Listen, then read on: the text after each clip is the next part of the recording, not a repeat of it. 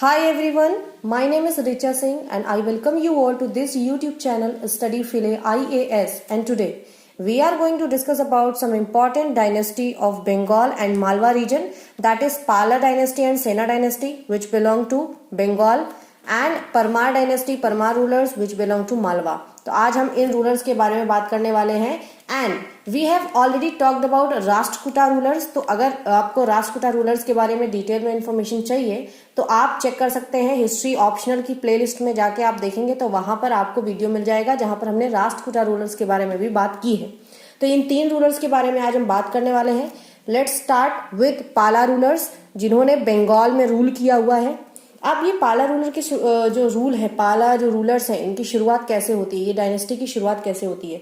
तो इनिशियल बंगाल में कुछ एनार्की चल रही थी, कुछ तानाशाही रूल चल रहा था, वहां की सिचुएशंस अच्छी नहीं थी। तो हुआ क्या कि वहां के कुछ नोटेबल मेन थे जिन्होंने एक इंसान को इलेक्ट किया खुद से, ताकि वो वहां पर बंगाल रीजन में उनके एरिया में जो भी एनार्की है उस एनार्की को वो खत्म कर सके।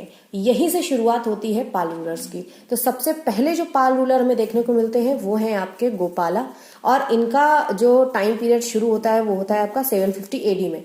तो ही वॉज इलेक्टेड बाई, ऐसा नहीं कि ये खुद किंग बन गए या he belong to very royal family या ऐसा कुछ राजा के घर से बिलोंग करते थे या रॉयल फैमिली से बिलोंग करते थे, ऐसा कुछ नहीं। ऐसा माना जाता है कि his father was a soldier, इनके जो पिताजी थे वो सोल्जर थे, but due to some problems which were prevailing there in Bengal region, वहां की एनार्की को खत्म करने के लिए कुछ नोटेबल मेन थे उस एरिया के।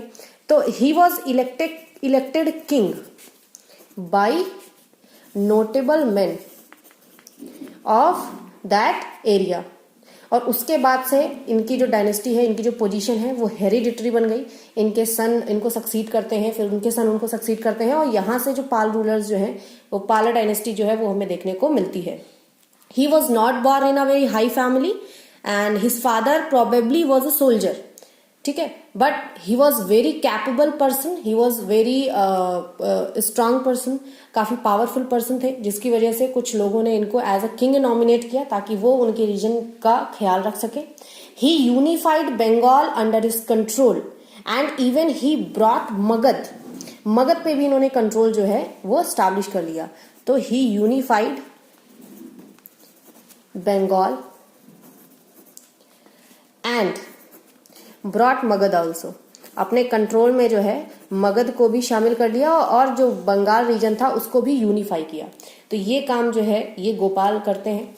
उसके बाद 770 एडी में he was succeeded by his son जिनका नाम है धर्मपाल, ठीक है। तो इनके सन हैं जिनका नाम है धर्मपाल, जो 770 एडी में गोपाल को सक्सीड करते हैं और थ्रोन पे बैठते हैं। ही रूल टिल 810 एडी। तो 770 से शुरू होके 810 एडी तक इनका रूल जो है वो हमें देखने को मिलता है। एक स्पेशल फीचर जो हमें देखने को मिल रहा है यहाँ पे वो है ट्राईपार्टाइट स्ट्रगल।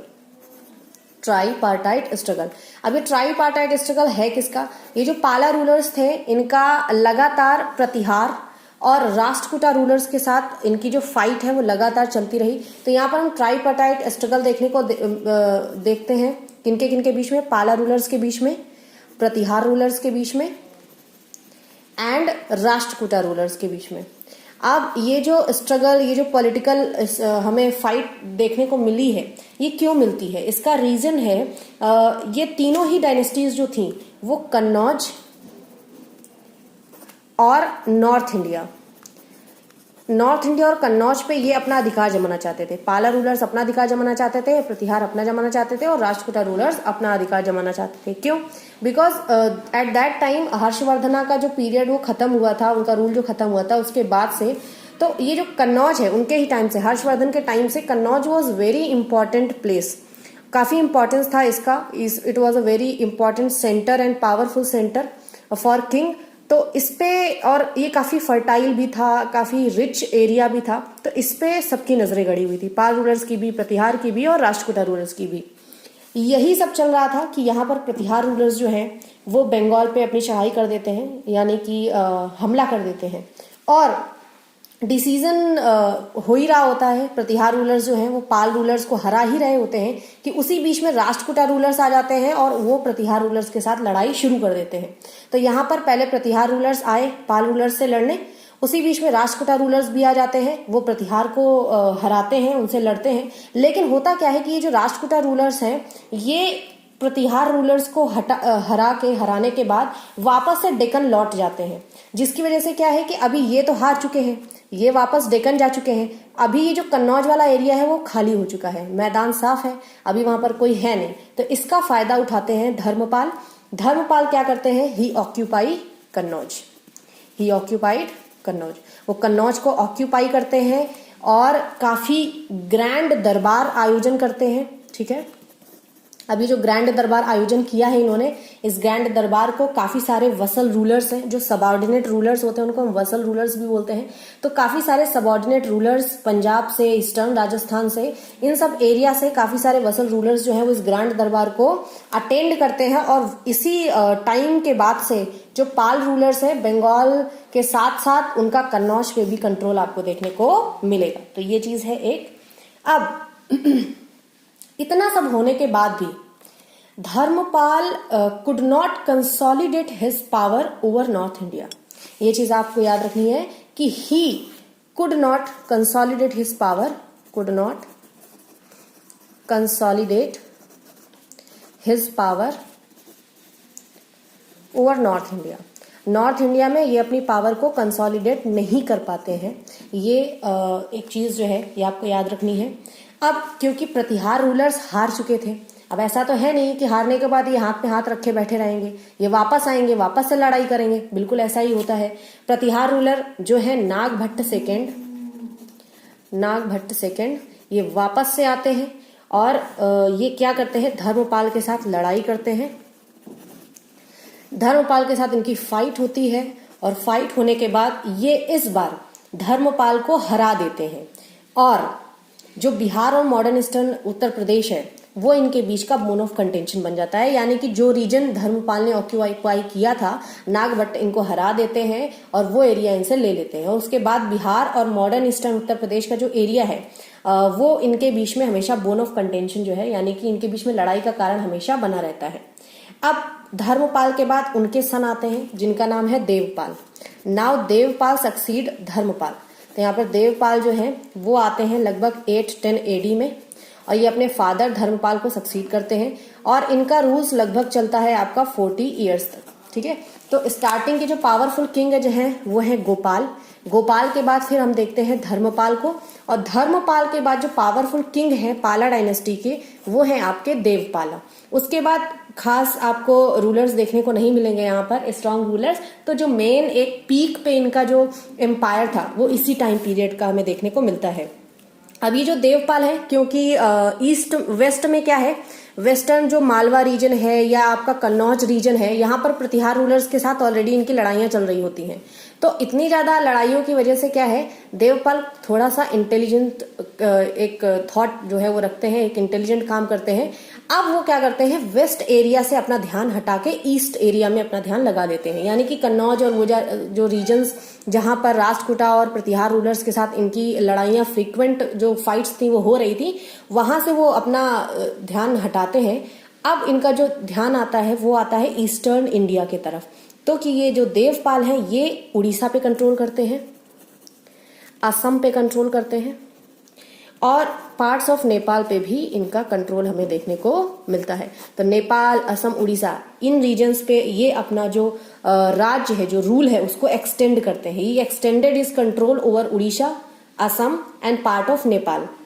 और अबाउट 100 years पाला dynasty dominated the eastern India. जो भी ईस्टर्न इंडिया का पार्ट है, ईस्टर्न इंडिया का हिस्सा, बंगाल रीजन हो, उड़ीसा हो, असम हो या नेपाल हो, तो ये जो ईस्टर्न इंडिया का रीजन है यहाँ पर लगभग 100 साल तक पाला डायनेस्टी जो थी उसका डोमिनेशन हमें देखने को मिलता है। और पाला डायनेस्टी की ये जो चीजें हैं ये हमें कहाँ से पता चलती है, तो एक अरब मर्चेंट हैं जिनका नाम है सुलेमान। ठीक है, अरब मर्चेंट जिनका नाम है सुलेमान। ये इन्होंने इनके कोर्ट में विजिट किया था। तो ये पाला रूलर्स के बारे में कुछ इन्फॉर्मेशन देते हैं। हालांकि ये इन्फॉर्मेशन कहीं ना कहीं हमें एग्जैगरेटेड लगती है, कहीं ना कहीं ज्यादा बढ़ा चढ़ा के पेश की हुई लगती है, लेकिन फिर भी जिस तरीके से इन्होंने अकाउंट्स को पेश किया उससे तो यही लगता है कि जो पाला रूलर्स थे उनकी काफी बड़ी मिलिट्री फोर्स थी। एज अ मिलिट्री जो है वो काफी पावरफुल थे। तो इनके हिसाब से पाला रूलर्स के पास लगभग 50,000 एलिफेंट्स थे, 50,000 एलिफेंट्स। और ये काफी बड़ा नंबर है 50,000 एलिफेंट्स होना, यानी कि उस समय एलिफेंट्स जो थे वो काफी ज्यादा पावरफुल, पावर का एक सेंटर माने जाते थे कि जिनके पास जितने ज्यादा एलिफेंट्स हैं उनको उतना ज्यादा पावरफुल माना जाता था। उसके बाद इनके हिसाब से क्या है, 10 से 15,000 जो लोग थे वो आर्मी में केवल इसलिए थे क्योंकि उनको वहां के जो सोल्जर्स थे उनके कपड़े वॉश करने हैं। तो अगर 10 से 15,000 केवल क्लॉथ वॉशिंग के लिए अगर एम्प्लॉयड है तो इसका मतलब है कि आर्मी काफी बड़ी रही होगी पाला डायनेस्टी की, पाला जो रूलर्स रहे हैं उनकी। अब अगर बात करें रिलीजन की कि जो पाल रूलर्स थे वो किस तरीके के रिलीजन को फॉलो करते थे, उन्होंने कौन कौन सा रिलीजन को पैट्रोनाइज किया है। तो इनिशियली अगर हम देखें तो those rulers were the great patrons of Buddhism and Jainism. Great patrons of Buddhism and Jainism. लेकिन इसका मतलब ये नहीं है कि इन्होंने बाकी सारे धर्मों को पैट्रोनाइज नहीं किया है। We also see that they patronized Vaishnavism as well as Shaivism also. तो Those were initially the great patrons of Buddhism and Jainism. लेकिन कुछ पाला रूलर्स जो हैं वो हमें वैष्णविज्म और शैविज्म को भी पैट्रोनाइज करते हुए दिखते हैं। ठीक है, अब इससे क्या है, इससे ये पता चलता है कि जो पाला रूलर्स थे उन्होंने हर फेथ को पैट्रोनाइज किया है, हर फेथ जो थे उनके वो फॉलोअर्स रहे हैं। तो किसी का भी परसिक्यूशन हमें यहाँ पर देखने को नहीं मिलता है। अब जो ये रूलर्स थे वो ग्रेट पैट्रन्स थे बुद्धिज्म के। इसे ये कैसे पता चलता है, जो धर्मपाल थे जिनके बारे में अभी हमने बात की है। तो Dharmapala revived Nalanda university. Nalanda university was one of the famous university of the world उस समय पे। तो पूरी दुनिया की काफी फेमस, आफ्टर तक्षशिला इंडिया की बात करें तो Nalanda was one of the famous university during those time. तो नालंदा यूनिवर्सिटी को इन्होंने रिवाइव किया, वहां की एजुकेशन को रिवाइव किया, और यहाँ तक कि इन्होंने 200 विलेजेस जो थे 200 विलेजेस को इन्होंने दिया था ताकि ये नालंदा यूनिवर्सिटी में जो भी पढ़ाई है, जो भी चीजें हैं, उसका रखरखाव खर्चा ये मेंटेन कर सके। और इसके बाद इन्होंने नालंदा को तो रिवाइव किया ही, इन्होंने एक नई यूनिवर्सिटी खोली जो है, ये भी काफी फेमस यूनिवर्सिटी है। It was one of the famous university after Nalanda. ठीक है, तो नालंदा के बाद जो काफी इंपॉर्टेंट यूनिवर्सिटी मानी जाती है, जिसका काफी ज्यादा इंपॉर्टेंस है, वो है विक्रमशिला यूनिवर्सिटी। तो विक्रमशिला जो है ये यूनिवर्सिटी इन्होंने बनाई थी, और काफी सारे लोग जो थे तिब्बत से और साउथ ईस्ट एशिया रीजन से वो आए थे विक्रमशिला और नालंदा यूनिवर्सिटी में पढ़ने के लिए। तो यहाँ पर हम देखते हैं कि जो पाला रूलर्स हैं उनका हमें कल्चरल रिलेशंस जो है, they had cultural relations with Tibet and south east Asia. तो साउथ ईस्ट एशिया और तिब्बत के साथ इनके हमें काफी सारे कल्चरल रिलेशंस देखने को मिलते हैं, और यही वजह है कि many Tibetan Buddhist flocked to the universities of Nalanda and Vikramashila for study. ठीक है, पढ़ने के लिए काफी सारे तिब्बत से लोग जो हैं वो बुद्धिस्ट लोग भाग कर आए थे और नालंदा और विक्रमशिला में उन्होंने अपनी पढ़ाई की थी। पाला रूलर्स जो थे अभी इन्होंने जो ब्राह्मण्स थे उनको भी काफी ज्यादा डोनेशंस दिए हुए हैं, ग्रांट्स दिए हुए हैं। वो ब्राह्मण्स जो नॉर्थ इंडिया से भाग के बंगाल में आए थे उनको काफी सारे लैंड ग्रांट्स दिए गए। अब इससे बंगाल का भी फायदा हुआ, पाला रूलर्स जो थे उनका भी फायदा हुआ। कैसे हुआ, ये जो ब्राह्मण्स थे अब नॉर्थ इंडिया में ये कल्टीवेशन करते थे, लेकिन जो बंगाल रीजन था वहां पर हमें मैक्सिमम उस समय पैस्टोरलिस्ट मिलते थे या तो फूड गैदरर्स मिलते थे, हमें कल्टीवेशन बहुत ज्यादा देखने को नहीं मिलता था। ऐसा जब ब्राह्मण्स नॉर्थ इंडिया से भाग कर आए बंगाल रीजन में और उनको लैंड ग्रांट्स दिए गए, तो उन्होंने अपनी नॉलेज को वहां पर अप्लाई किया, and it helped in the extension of cultivation in that area and the transformation of many pastoralists and food gatherers to settle down to cultivation. हमें वहां पर कल्टीवेशन का काफी सारा एक्सटेंशन देखने को मिलता है और हमें वहां पर ट्रांसफॉर्मेशन देखने को मिला। जो भी पेस्टोरलिस्ट थे, जो भी चरवाहे थे, जो भी फूड गैदरर्स हुआ करते थे, जो प्रॉपर खेती किसानी या एग्रीकल्चर में कल्टीवेशन में नहीं थे, वो भी सेटल डाउन हो गए, उन्होंने भी कल्टीवेशन शुरू कर दिया। तो we also see the transformation of many pastoralists and food gatherers to settle down to cultivation।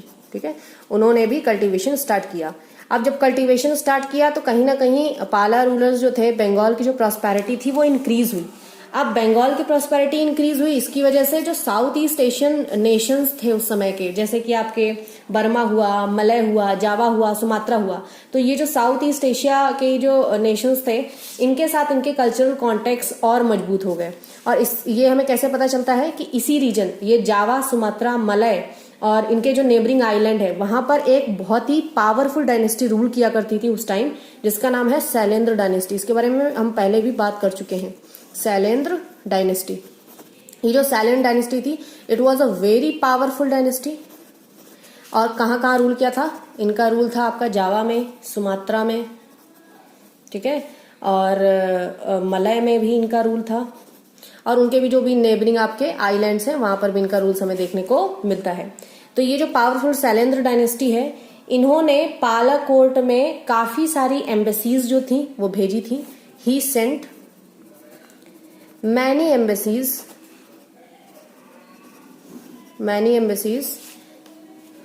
to the पालाकोट,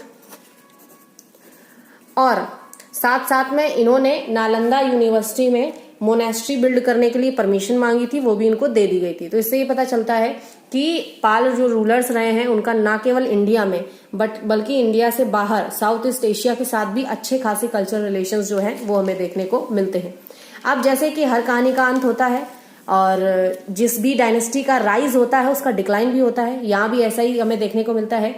इतने सारे पावरफुल रूलर्स होने के बाद फिर हम देखते हैं कि कुछ आपके वीक रूलर्स आ जाते हैं और उसका कारण कुछ पॉलिटिकल एडमिनिस्ट्रेशन रीजन्स जो हैं वो हमें देखने को मिलती है। तो इसकी वजह से अब हम देखते हैं डिक्लाइन।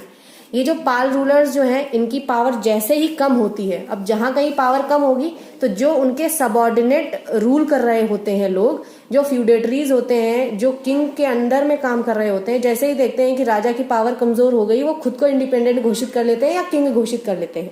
तो यहाँ पर भी यही होता है। लगभग 11th और 12th सेंचुरी में हम यहाँ पे एक नई डायनेस्टी, नया रूल देखते हैं, वो है सेना रूल या सेना डायनेस्टी। तो सेना रूलर्स जो है वो हमें यहाँ पर देखने को मिलते हैं।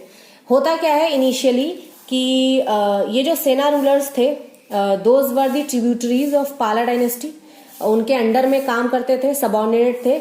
लेकिन जैसे ही पाल जो रूलर्स थे उनकी पावर डिक्लाइन होती है, वैसे ही ये खुद को इंडिपेंडेंट घोषित कर लेते हैं और खुद को राजा बना लेते हैं। तो यहाँ से पाला डायनेस्टी खत्म होती है और सेना डायनेस्टी बंगाल रीजन में चालू हो जाती है। अगर हम बात करें ये सेना रूलर्स आए कहाँ से हैं, इनके जो एंसेस्टर्स हैं उनका कहाँ से थे, वो कहाँ से रिलेशन था, तो ये खुद को कर्नाटका से बताते हैं। ठीक है, इनका रिलेशन ये खुद को साउथ इंडिया कर्नाटका से बताते हैं। और ऐसा बोला जाता है कि ये चीफेंस थे और ये एज अ ट्रिब्यूटरी जो थे या एज अ सबऑर्डिनेट जो थे वो बंगाल में 11th सेंचुरी में आए थे। लेकिन जैसे इन्होंने देखा कि पाला रूलर्स की पावर जो है वो डिक्लाइन हो रही है, इन्होंने खुद को इंडिपेंडेंट घोषित कर लिया। तो अब सेना रूलर्स के जो सबसे पहले, जिन्हें हम फाउंडर ऑफ सेना डायनेस्टी बोले, वो है आपके हेमंत सेन। हेमंत सेन। अब ये जो हेमंत सेन है, he was originally a tributary of Pala dynasty, but in 11th century he declared himself independent and set up himself as a king. खुद को ही राजा बना लिया उन्होंने। ठीक है, अब ये है आपके फाउंडर सेना डायनेस्टी के। जो लास्ट पावरफुल रूलर में, अब देखिए यहाँ पर रूलर्स तो काफी आपको देखने को मिलेंगे सेना डायनेस्टी के, लेकिन जो लास्ट पावरफुल रूलर जो आपको देखने को मिलेंगे वो देखने को मिलेंगे आपको लक्ष्मण। उनका नाम है लक्ष्मण सेन। ठीक है, लक्ष्मण सेन। और इनका जो टाइम पीरियड है वो लगभग है आपका 1178 से लेके 1205 तक। ही was the last powerful ruler of सेना डायनेस्टी। ठीक है, अभी हेमंत सेन है। हेमंत सेन के बाद इन्होंने तो स्टैब्लिश कर लिया, इन्होंने डायनेस्टी जो थी उसको फाउंड कर लिया। इनके जो सक्सेसर हैं वो है विजय सेन। विजय सेन इनका जो टाइम पीरियड है ये हमें देखने को मिलता है 1095 से लेके 1158 तक। And he gain control of all Bengal and northern Bihar. He gain control of all Bengal and northern Bihar. तो नॉर्थ बिहार का जो रीजन है और जो बंगाल का पूरा रीजन है, हेमंत सेन ने तो बस खुद को किंग घोषित किया था, पूरे रीजन पे कंट्रोल करने का जो काम है वो विजय सेन करते हैं। इनका जो ये रूल आता है ये एक और नई चीज हमें दिखाता है and it mark the revival of orthodox Hinduism. इसके पहले जो पाला रूलर्स थे mostly they were the patrons of Buddhism and Jainism. वो बुद्धिज्म और जैनिज्म को मानने वाले थे, वैष्णविज्म या शैविज्म को मानते थे, लेकिन वो ऑर्थोडॉक्स हिंदुइज्म नहीं पैट्रोनाइज करते थे। जैसे ही विजय सेन आते हैं हमें देखने को मिलता है इट मार्क्ड, इनका जो रूल है it marked revival of orthodox Hinduism. ये आपको चीज याद रखनी है, यहाँ पर हमें हिंदुइज्म, ऑर्थोडॉक्स हिंदुइज्म जो है उसका रिवाइवल हमें अंडर द रूल ऑफ विजय सेना वो है हमें देखने को मिलता है। उसके बाद एक नए रूलर इनके बाद आते हैं जो हैं आपके वल्लाल सेना, जिन्हें बल्लाल सेन भी के नाम से भी जाना जाता है। वल्लाल सेन या बल्लाल सेन के नाम से जाना जाता है। इनका कॉन्ट्रीब्यूशन क्या है कि जो बंगाली सिस्टम ऑफ हाइपरगैमी है, ठीक है, हाइपरगैमी जो बंगाली सिस्टम है एंड जो socially upward marriage of women है, ठीक है, socially upward marriage of women है, वो रेप्यूटेडली जो है वो वल्लाल सेना के द्वारा फाइंड की जाती है। ये चीजें जो है वो वल्लाल सेना स्टार्ट करते हैं। पहला हाइपरगैमी, दूसरा socially upward marriage of women. It was reputedly founded by the Sena king Vallala Sena. Last जो मोस्ट पावरफुल रूलर हैं वो हैं आपके लक्ष्मण सेन। लक्ष्मण सेन, ये जो लक्ष्मण सेन है इनका टाइम पीरियड हम ऑलरेडी डिस्कस कर चुके हैं। अब इनके बारे में इंपॉर्टेंट चीज क्या है, ही was the great patron of literature. He was the great patron of literature। और ये कैसे पता चलता है, इनके दरबार में भी 9 रत्न हुआ करते थे। उन 9 रत्नों में से जो 2 मोस्ट इंपॉर्टेंट और बहुत ही ज्यादा फेमस हैं वो सबसे पहले तो है जयदेव, जिनके बारे में आपने सुना होगा। जयदेव ने गीत गोविंद लिखा है, काफी फेमस इनका राइटिंग वर्क है ये। और जयदेव के बाद एक धोई भी थे, ठीक है, ये दोनों ही इनके कोर्ट में वन ऑफ द 9 ज्वेल्स जो थे वो थे, ये भी थे और ये भी थे। तो इससे पता चलता है कि he was the great patron of literature. But he was expelled from Nadia. इनका जो रूल था वो नादिया में था। तो he was expelled from Nadia in 1202 by the Turkish chief Mohammad Bakhtiyar Khilji. अभी क्या है, 1202 जो एडी का टाइम है, यानी कि 1202 एडी का जो टाइम है, इस टाइम में बख्तियार खिलजी, मोहम्मद बख्तियार खिलजी जो है वो आते हैं, इन पे हमला बोलते हैं और इनको अपना जो महल है उसे छोड़ के भागना पड़ता है। तो मोहम्मद बख्तियार खिलजी ये अटैक करते हैं इनके ऊपर, जिसकी वजह से इनको वो अपना जो राज दरबार है, जो भी अपना रूल जहां पर वो कर रहे थे उसको छोड़ के इनको भागना पड़ता है। और 3 साल बाद आफ्टर 3 years इनकी डेथ हो जाती है, ठीक है। इसके बाद इनका जो रूल है वो आसपास के छोटे एरिया में हमें देखने को अभी भी मिलेगा, लेकिन मेन जो बंगाल रीजन में इनका रूल था वो मोहम्मद बख्तियार खिलजी के अटैक के बाद से खत्म हो जाता है। ये वहां से भाग जाते हैं और 3 साल बाद इनकी डेथ हो जाती है। Sena kings continue to rule in eastern Bengal for some decades, but the main political power in Bengal pass to Muslims. जो मेन पॉलिटिकल पावर थी बंगाल में वो जो है वो मुस्लिम्स के कंट्रोल में चली जाती है और इनका कंट्रोल वहां से हट जाता है। जब जो सेना रूल था, जो इनका एम्पायर था वो अपने पीक पे था, it covered much of the north eastern region of Indian subcontinent, ठीक है। तो सबसे पहले रूलर थे हमारे यहाँ हेमंत सेन रूलर, उसके बाद विजय सेन, फिर बल्लाल सेन या वल्लाल सेन, उसके बाद लक्ष्मण सेन। इसके बाद इनकी जो डायनेस्टी है उसको एक नई डायनेस्टी फॉलो करती है जो है देव डायनेस्टी। अब एक चीज और यहाँ पर एक इंटरेस्टिंग फैक्ट है, जो बल्लाल देव है या वल्लाल देव है, उनकी मैरिज जो होती है वो होती है रमा देवी से, और ये रमा देवी कौन है? She was the princess of western Chalukya empire. She was princess of western Chalukya empire. इससे हमें क्या पता चलता है? इससे हमें ये पता चलता है कि सेना जो रूलर्स थे वो बंगाल रीजन में रूल तो कर रहे थे, लेकिन इन्होंने अपने जो क्लोज रिलेशंस हैं, जो सोशल कॉन्टैक्ट्स हैं साउथ इंडिया के साथ, वो खत्म नहीं किए, वो हमेशा मेंटेन करके रखा है। तो ये चीज हमें यहाँ पर देखने को मिलती है।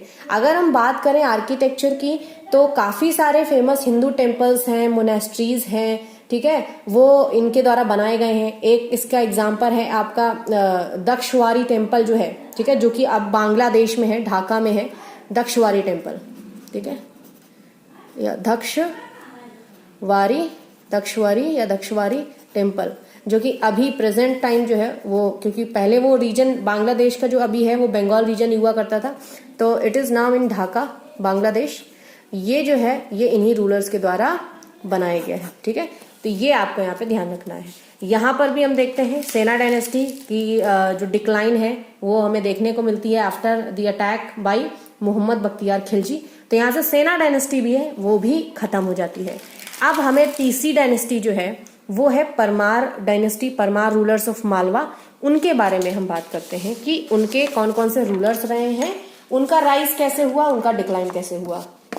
तो अगर बात करें परमार डायनेस्टी की, तो पहले तो जो परमार रूलर्स हैं, ठीक है, उनको माना जाता है कि those were one of the 4 clans of Rajput. ये राजपूत के जो 4 क्लैंस हैं अग्निवंश के, उनमें से एक क्लैन जो है वो परमार की मानी जाती है। ये जो डायनेस्टी थी it was established during 9th और 10th सेंचुरी। 9th और 10th सेंचुरी के बीच में इनकी डायनेस्टी जो है एस्टैब्लिश हुई है। ऐसा माना जाता है कि ये जो परमार रूलर्स थे initially they were the vassals of Rashtrakuta of Manyakheta. Manyakheta के जो राष्ट्रकूटा रूलर्स थे उनके सबऑर्डिनेट ये थे, ठीक है। और इन्होंने अपने जो भी रूल किया है वो धार नगर एक सिटी है जिसे प्रेजेंट डे धार सिटी के नाम से जानते हैं, जो कि मध्य प्रदेश में है, वहां से इनका रूल हमें देखने को मिलता है। अब हुआ क्या कि क्योंकि ये इनिशियली इनको बोला जाता था those were the vassals of Rashtrakuta, जो राष्ट्रकूटा रूलर्स थे उनके अंदर में सबऑर्डिनेट रूल ये कर रहे थे। तो गोविंद थर्ड जो कि एक राष्ट्रकूटा रूलर्स थे, राष्ट्रकूटा रूलर, इन्होंने क्या किया था, इन्होंने मालवा को कॉन्कर किया था, यानी कि मालवा पे हमला किया था, उसको अपने कंट्रोल में लिया था। उसके बाद से जो राष्ट्रकूटा रूलर गोविंद थर्ड थे, अब इनका क्या था, इनका काम था वहां पे जाना, लड़ाई करना, जीत के चले आना। अब उसके बाद जो राष्ट्रकूटा रूलर्स थे, जो गोविंद थर्ड थे, जब इन्होंने मालवा पे कब्जा किया, इन्होंने क्या किया, जो परमार जो रूलर्स थे, जो इनके सबऑर्डिनेट थे, इन्होंने परमार रूलर्स को वहां का गवर्नर बना दिया, ठीक है। तो ये जो रूलर्स हैं Paramara rulers, those were made governors of Malwa when the Rashtrakuta ruler Govind third conquered the Malwa region. अब यहां पर परमार्स जो हैं वो गवर्नर बना दिए जाते हैं मालवा के after conquering of Malwa by Govind third. जैसे कि हर डायनेस्टी का डिक्लाइन होता है, राष्ट्रकूटा रूलर्स का भी डिक्लाइन हुआ। अब राष्ट्रकूटा रूलर्स के अंडर में कौन थे, परमार रूलर्स थे। इनको कहाँ का गवर्नर बनाया गया था, मालवा का गवर्नर बनाया गया था। ये गवर्नर तब तक रहेंगे जब तक कि राष्ट्रकूटा रूलर्स पावरफुल रहेंगे। जिस दिन राष्ट्रकूटा रूलर्स की पावर खत्म हो गई उस दिन ये परमार रूलर्स खुद को इंडिपेंडेंट घोषित कर देंगे, और यही हुआ। Second half of 10th century का जो टाइम था, उस समय जो राष्ट्रकूटा रूलर्स थे इनकी पावर कोलैप्स हो गई, इनका डिक्लाइन हो गया, और उसी समय परमार रूलर्स जो थे वो इंडिपेंडेंट रूलर बन गए मालवा के, और यहीं से इनका रूल जो है, इनकी डायनेस्टी की शुरुआत हो गई, और ये बोले जाते हैं Paramara rulers of Malwa. Earlier इनकी जो कैपिटल थी, earlier the capital was Ujjain, but later इन्होंने कैपिटल को धार सिटी जो है उसको अपनी कैपिटल बना लिया था। अब इनके जो फर्स्ट इंपॉर्टेंट रूलर हैं वो हैं आपके वकापति मुंजा। इनका जो टाइम पीरियड है ये लगभग है आपका 974 से लेके 997 तक। अब he was himself an accomplished poet. ठीक है, तो he himself was an accomplished poet. तो आप देख रहे होंगे ये जो रूलर्स हैं इनका आर्ट में, पोएट्री में काफी सारा रुझान जो है वो हमें देखने को मिलता है। यानी कि एज अ किंग के अलावा भी काफी सारे शौक जो है इनके वो हमें देखने को मिलते हैं। तो यहाँ पर भी ये जो रूलर है he was a very accomplished poet.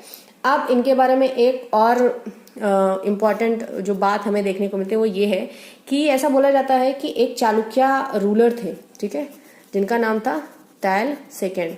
He was a Chalukya king. अब ये चालुक्य किंग के साथ वकापति मुंजा की लड़ाई होती है 16 बार, 16 टाइम्स, और 16 बार ये वकापति इनको हरा देते हैं।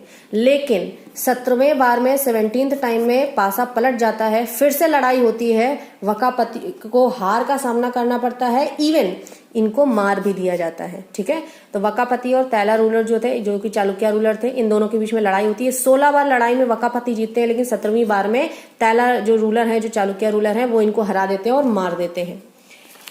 एक और जो इम्पोर्टेंट चीज, एक फैक्ट हमें इनके बारे में देखने को मिलता है वो ये है, it is also sad that जो वकापति मुंजा है he have built several artificial lake. तो ऐसा माना जाता है कि उन्होंने काफी सारी आर्टिफिशियल लेक्स जो है वो बनाई थी। तो ये इनका एक कॉन्ट्रीब्यूशन है, आर्टिफिशियल लेक्स। और इसका एग्जाम्पल हमें आज भी देखने को मिलता है। आज भी मध्य प्रदेश जो रीजन है, ठीक है, वहां पर जो धार सिटी की जिसकी बात कर रहे हैं, वहां पर एक मुंजा सागर लेक है। ठीक है, मुंजा सागर लेक जो इनके ही नाम पर पड़ी है। ये एक आर्टिफिशियल लेक है जो कि मुंजा, जो वकापति मुंजा थे, इन्होंने बनाई हुई थी। और ये एग्जाम्पल है कि बहुत सारी लेक्स बनाई गई होंगी, उसमें से जो सरवाइव करी है अभी तक वो है मुंजा सागर लेक। इनका जो किंगडम था, his kingdom was adorned with beautiful temples. तो इन्होंने जो अपना किंगडम, जो सिटीज हैं, उनको काफी सारे ब्यूटीफुल टेम्पल्स से अडॉर्न किया हुआ था। तो सिटीज जो है in his kingdom adorned with beautiful temples। ठीक है, तो ये चीज आपको याद रखनी है। अब मुंजा रूलर्स की जब डेथ हो जाती है, उसके बाद इनके जो भाई हैं, जिनका नाम है सिंधुराज, ये इनको सक्सीड करते हैं। इनके बारे में एक स्पेशल फैक्ट ये है कि इन्होंने काफी अच्छा एक टाइटल अज्यूम किया था। वो टाइटल है नव सहसंक, यानी कि विक्रमादित्य। खुद को विक्रमादित्य बताया था इन्होंने। अब परमार जो डायनेस्टी रही है, इनके जो सबसे फेमस जो राजा रहे हैं, जिनके बारे में अक्सर हम सब ने सुना होगा, राजा भोज। राजा भोज यानी कि किंग भोज के बारे में सबने सुना होगा, बचपन में कभी ना कभी कहानियां सुनी ही होंगी राजा भोज की। तो राजा भोज जो है वो इसी डायनेस्टी के रूलर रहे हैं। He ruled from about 1010 AD till 1060 AD। तो ये इनका रूल टाइम पीरियड रहा है। He was a great polymath and philosopher king of medieval India. Medieval India का काफी बड़े जो फिलोसोफर किंग है इनको माना जाता था। इवन इनका जो राइटिंग वर्क है वो काफी एक्सटेंसिव है। हिज जो राइटिंग वर्क है, his writing work cover philosophy, poetry, medicine, veterinary science, phonetics, yoga and archery. मतलब इन्होंने हर चीज के ऊपर किताब लिखी हुई है। ठीक है, और उसका एग्जाम्पल क्या है, 3-4 के बारे में बात कर लेते हैं। पहला जो इनका राइटिंग वर्क है वो है आपका सरस्वती कांत भरना। सरस्वती कांत भरना। ये जो सरस्वती कांत भरना जो नाम है, ये एक्चुअली ये वर्क किस पे है, ये संस्कृत ग्रामर की एक ट्रीटीज है। तो it is a treatise on Sanskrit grammar. ठीक है, सेकंड जो वर्क है इनका जो हमें देखने को मिलता है वो है राज मार्तंड। ठीक है, क्या है, राज मार्तंड। अब ये जो राज मार्तंड इनका वर्क है, it is a major commentary on Patanjali Yoga Sutra. जो पतंजलि का योगा सूत्र है उस पे कॉमेंट्री लिखी है इन्होंने, जिसका नाम है राज मार्तंड, कॉमेंट्री ऑन पतंजलि योगा सूत्र। अब जो नेक्स्ट है इसका वो है आपके तत्व प्रकाश। तत्व प्रकाश। अभी जो तत्व प्रकाश बुक है ये ट्रीटीज है तंत्रास के ऊपर में। अब देखिए यहाँ पे तंत्र जो है उसको भी इन्होंने टच किया है, इन्होंने तंत्र के ऊपर भी बुक्स लिखी हुई हैं।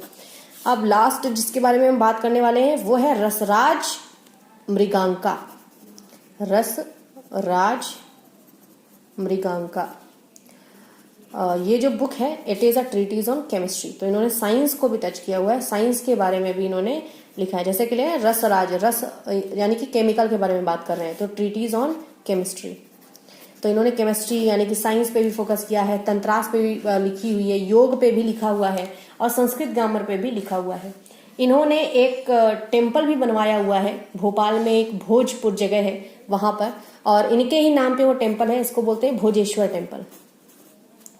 भोजेश्वर टेम्पल है, ठीक है। कहाँ है ये? भोजपुर में है। और ये भोजपुर कहाँ है? भोपाल। अभी जो भोपाल सिटी आज आपको देखने को मिल रही है ये राजा भोज के द्वारा ही बनाई गई सिटी है, ठीक है। तो राजा भोज ने ही भोपाल सिटी बनाई थी ताकि वो अपना जो ईस्टर्न पार्ट ऑफ किंगडम है, उनके किंगडम का जो ईस्टर्न पार्ट है वो उसको प्रोटेक्ट करें। तो he also founded Bhopal city. क्यों? ताकि वो अपने ईस्टर्न किंगडम के ईस्टर्न पार्ट को क्या कर सकें, उसको सिक्योर कर सकें। तो ज्यादा से ज्यादा जो काम परमार रूलर्स के टाइम पे हमें देखने को मिलता है वो राजा भोज के टाइम पे हमें देखने को मिलता है। फिर चाहे वो फिलॉसफी की बात हो, फिर चाहे वो साइंस की बात हो या ग्रामर योग की बात हो, हर जगह इनकी कंट्रीब्यूशन जो है वो हमें देखने को मिलता है। आर्किटेक्चर के फॉर्म में भी देखते हैं, इन्होंने टेम्पल बनवाया, सिटी जो है उसको भी इन्होंने फाउंड किया, उसको भी बनवाया। तो ये कंट्रीब्यूशन हमें इनका देखने को मिलता है। अब जिस दिन जब से ये राजा भोज की डेथ हो जाती है उस दिन से परमार जो डायनेस्टी है उसका डिक्लाइन शुरू हो जाता है। अब इसके कोई भी जो सक्सेसिव रूलर्स हैं वो उतने पावरफुल नहीं रहते हैं और वो खुद को विदस्टैंड कर भी नहीं पाते हैं आगे आने वाली सिचुएशंस के लिए। 1305 का टाइम है जब फाइनली अलाउद्दीन खिलजी आता है। अलाउद्दीन खिलजी आता है और वो जो मालवा रीजन है उसको ओवररन कर देता है, उसको पूरी तरीके से तहस नहस कर देता है और वहां के जो परमार रूलर्स हैं उनकी जो भी पावर है वो पूरी तरीके से खत्म हो जाती है। हालांकि ये बोला जाता है कि 1310 तक भी ये जो डायनेस्टी है उसने सरवाइव किया, लेकिन उनकी पावर जो है ऑलमोस्ट अलाउद्दीन खिलजी के अटैक के बाद से खत्म हो जाती है। भोज जो राजा भोज हैं उनकी पावर का पता हमें ऐसे लगता है कि भोज के टाइम पे महमूद गजनबी आया था इंडिया। ये ऐसा माना जाता है कि भोज की जो आर्मी जिस तरीके से ऑर्गेनाइज थी, उसकी आर्मी का जो फियर था, उस फियर को देखते हुए महमूद गजनबी मालवा से ना जाके थार डिजर्ट, जो थार का रेगिस्तान है, वहां से वापस गया था। तो ये भोज जो राजा भोज है उनके पावर का अंदाजा हमें यहाँ से लगाया जाता है। लेकिन राजा भोज के बाद जो सक्सेसिव रूलर्स रहे हैं वो हमें कहीं ज्यादा पावरफुल नहीं देखने को मिलते हैं और यही वजह है कि इनका जो परमार रूल है, जो परमार रूलर्स का जो रूल है वो मालवा में खत्म हो जाता है after the attack of Alauddin Khilji. Now हम ऑलरेडी डिस्कस कर चुके हैं किसके बारे में, हम डिस्कस कर चुके हैं पाल रूलर्स के बारे में, हम डिस्कस कर चुके हैं सेन रूलर्स के बारे में, सेना रूलर्स के बारे में, and we have already discussed about the Paramara rulers. तो यहाँ से इनका डिस्कशन जो है वो यहाँ से खत्म होता है। आज के लिए इतना ही। नेक्स्ट लेक्चर जो कि आपका कल ही होगा और यहाँ पर हम बात करेंगे पॉलिटी एंड एडमिनिस्ट्रेशन की, कि ये जो जितनी भी डायनेस्टीज रही हैं छोटी छोटी, चाहे वो पाला डायनेस्टी रही हो, चाहे वो सेना डायनेस्टी रही हो, परमार्स रहे हो या आपके प्रतिहार रूलर्स रहे हो या राष्ट्रकूटा रूलर्स रहे हो, इनका पॉलिटी और एडमिनिस्ट्रेशन किस तरीके का था, वो सारी चीजें हम नेक्स्ट लेक्चर में डिस्कस करेंगे। आज के लिए इतना ही। अगर आपको ये वीडियो अच्छा लगा है तो प्लीज इसको सब्सक्राइब कीजिए, शेयर कीजिए, ज्यादा से ज्यादा लोगों तक पहुंचाइए, मुझे भी मोटिवेशन मिलता है। लाइक कीजिए। आपका जो भी फीडबैक है आप कमेंट सेक्शन में वो फीडबैक दे सकते हैं। अगर आपकी कोई क्वेरी है आप पूछ सकते हैं, आपको रिप्लाई मिलेगा। तो ये लेक्चर देखने के लिए thank you very much. Thanks a lot.